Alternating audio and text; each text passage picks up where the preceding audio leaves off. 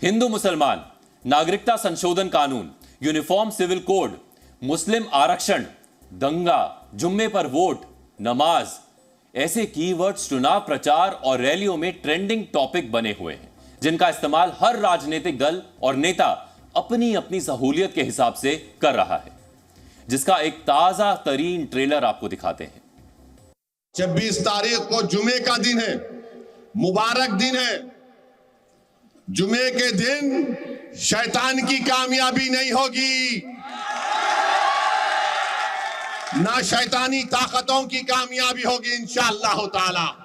तो जुमे की नमाज से पहले भी जाइए, जुमे की नमाज के बाद भी जाकर वोट डालिए, मगर आपको अपने पूरे वोट का इस्तेमाल करना है।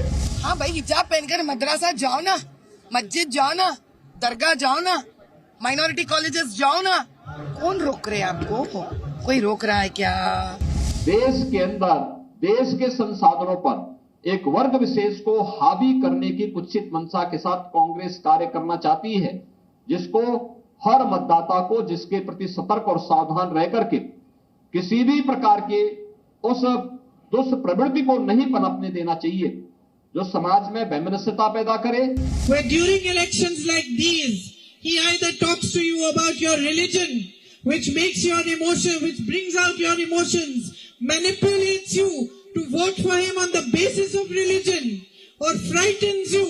मैं आज स्पष्टता कर देता हूं, भारतीय जनता पार्टी ना आरक्षण को जाने देगी ना हटाएगी। भारतीय जनता पार्टी का मुस्लिम माताओं बहनों को कमिटमेंट है कि इस देश में कभी भी ट्रिपल तलाक नहीं आ सकता। चुनाव के दौरान मंच से नेता भाषण चाहे जो भी दें, लेकिन हर राजनीतिक दल का फोकस ज्यादा से ज्यादा वोट हासिल करने पर होता है, जिसके लिए नेता वही करते हैं, वही बोलते हैं, जिससे उन्हें अपने वोट बढ़ने की उम्मीद दिखती है। आपने ध्यान जरूर दिया होगा कि पिछले 3 दिन से देश की चुनावी राजनीति में मंगलसूत्र ट्रेंड कर रहा है, जिसकी शुरुआत प्रधानमंत्री मोदी के उस बयान से हुई जिसमें उन्होंने कह दिया कि कांग्रेस वाले आपका मंगलसूत्र भी नहीं बचने देंगे। जाहिर है यह बयान कांग्रेस को बुरा लग गया, जिसके बाद मंगलसूत्र पर चुनावी बयानों की बाढ़ सी आ गई। 3 दिन से मंगलसूत्र राजनीतिक हथियार बना हुआ है, जिसके जरिए एक दूसरे पर वार पलटवार किए जा रहे हैं। वो कहते हैं एक्सरे करेंगे, एक्सरे देश का, और देश की महिलाओं के पास कितने गहने हैं उसकी भी जांच कराई जाएगी। मंगलसूत्र कैसे छीन लिया जाए उसकी योजना बनाई जाएगी। ये सब संपत्ति सोना चांदी छीनकर कांग्रेस अपनी वोट बैंक मजबूत करने के खेल खेल रही है। पिछले 2 दिनों में अब ये शुरू हुआ है कि कांग्रेस पार्टी चाहती है कि आपके मंगलसूत्र और आपका सोना आपसे छीन ले। 70 सालों से ये देश स्वतंत्र है, 55 सालों के लिए कांग्रेस की सरकार रही है। किसी ने आपसे सोना छीना, आपके मंगलसूत्र छीने। इंदिरा गांधी ने अपना सोना, जब जंग हुई थी, अपना सोना देश को दिया। मेरी मां का मंगलसूत्र इस देश को कुर्बान हुआ है। आज मोदी जी की वजह से हमारी गरीब बहनें जो है मंगलसूत्र भी नहीं खरीद पाती हैं। और मंगलसूत्र छीनने की बात अगर कहा जाए, पुलवामा में जो हुआ, किसका सुहाग छीना उन्होंने? मंगलसूत्र किसके लिए पहनता है? कि सुहाग जो है, हमारा पति जो है वो सुरक्षित रहे, उसकी लंबी आयु के लिए पहना जाता है। आपने दिन भर नेताओं की बयानबाजी तो सुनी होगी।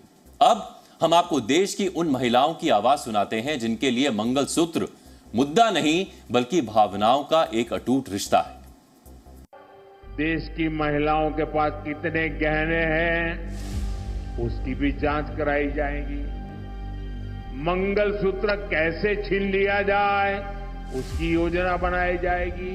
मंगलसूत्र सब महत्व है ही सब कम्युनिटी में, लेकिन इस पे जो राजनीति हो रही है वो गलत बात है। ये पॉलिटिक्स में अगर ये मंगलसूत्र का मुद्दा न रख के अगर इसको हम ये मुद्दा रखा जाए कि देश को ऐसा नेता चाहिए, देश को हम ऐसा मंत्री चाहिए जो देश की गरीबी हटाए, देश के लिए कुछ करे। मंगलसूत्र चीज को उठाना ही नहीं चाहिए है। आप राजनीति में मंगलसूत्र को लाकर आप क्या दिखाना चाह रहे हैं? बिल्कुल गलत है जो सियासत हो रही है, और मंगलसूत्र हमारे लिए बहुत मायने है, वो हमारे लिए सुहाग की निशानी है। मंगलसूत्र जो है, जो औरत की एक संपत्ति है, उसका गहना ही नहीं है, उसकी एक संपत्ति भी है, और उसका बंटवारा कांग्रेस वाले करना चाहते हैं, तो ये तो बिल्कुल गलत है हमारी समझ से। हिंदू मुस्लिम हो या मंगलसूत्र, ये मुद्दे इसलिए बनते हैं क्योंकि नेताओं को इसमें सीधे सीधे वोट बैंक नजर आता है, और जब बात वोट की हो तो नेताओं को अपना वोट प्रतिशत गिनने की चिंता तो रहती है। जी न्यूज़।